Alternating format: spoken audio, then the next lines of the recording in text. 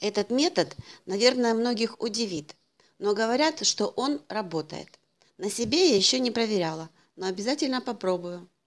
Сегодня я хочу рассказать вам о неожиданном решении многих проблем. Среди них грипп, простуда, кашель, насморк и даже менструальные боли.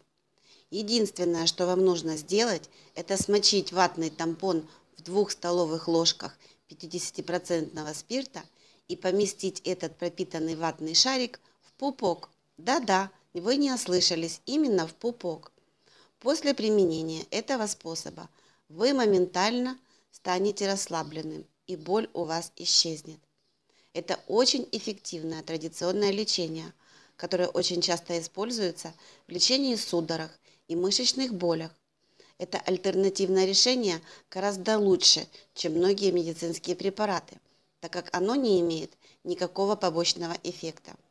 Всякий раз, когда вы слегли с гриппом или простудой, все, что нужно сделать, это смочить ватный тампон в спирте, затем выдавить излишки и после чего положить этот шарик в пупок.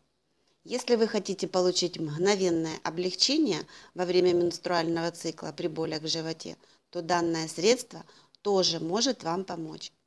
В мгновение ока вы будете чувствовать себя намного лучше.